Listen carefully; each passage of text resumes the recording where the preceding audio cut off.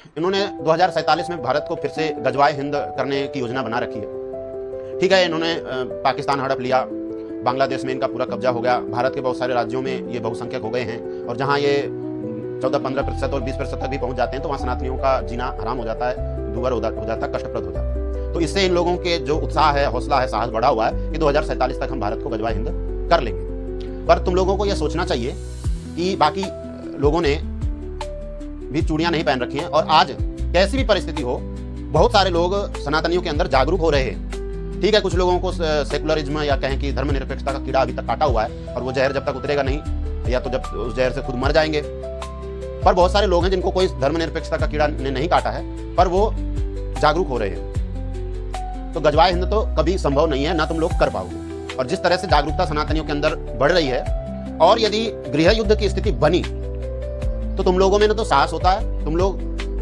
मच्छरों की तरह, मक्खियों की तरह इकट्ठे होकर के लोगों की हत्याएं करते हो, अकेले तुम मिमियाते घूमते हो। तो जिस दिन ये स्थिति बनेगी तो ध्यान रखना कि अस्तित्व पे खतरा तुम्हारे भी आ सकता है। और आज मैं अपने इस चलचित्र के माध्यम से कहना चाहूंगा, मुझे देखने वाले बहुत कम लोग हैं, यूट्यूब पर मुश्किल से 100, 150, 200 लोग देख लेंगे, बड़ी बात है, और फेसबुक पर ज्यादा से ज्यादा 500-1000 लोग देखेंगे। पर जो लोग मुझे सुन रहे हैं, मैं उनसे कहना चाहूंगा कि इस्लाम का भविष्य 50 वर्ष से अधिक का नहीं है। कि जैसे जैसे लोगों में जागरूकता बढ़ेगी, लोग एक स्वस्थ मानसिकता के साथ सोचना प्रारंभ करेंगे, तो तर्क करना प्रारंभ करेंगे, इस्लाम वहीं से गिरना प्रारंभ हो जाएगा और आगामी 50 वर्षों के बाद इस्लाम समाप्ति की ओर होगा या तो समाप्त हो चुका होगा। कारण कि जहां पूरी तरह से इस्लाम हो गया वहां मानव समाज जीवित रह ही नहीं सकता। देख लीजिए, जहां केवल मुस्लिम रहते हैं वहां ये आपस में भी मरते हैं। अभी तो ये काफिरों से लड़ रहे हैं, जब काफिर नहीं होते तो सिया सुन्नी आपस में लड़ते हैं और उनमें भी 50 सैकड़ों प्रकार के भेद हैं।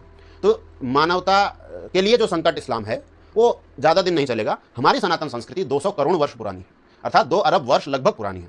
ये 1400 साल, 1500 साल उसके सामने कुछ नहीं है। ठीक है, एक कालखंड आया, ये बहुत बड़े और आज ये उत्पात मचा के रखा है। पर इस संसार में इस सब घटनाओं से देखते हुए स्वयं से अंतर प्रेरणा भी बहुत से लोगों में होती है और ईश्वर की भी प्रेरणा होती है। तो हम में से ही बहुत से लोग कुछ ऐसे योद्धा, क्रांतिकारी होंगे और जनता भी जागरूक होगी और इस्लाम नष्ट होगा, भारत से ही नहीं।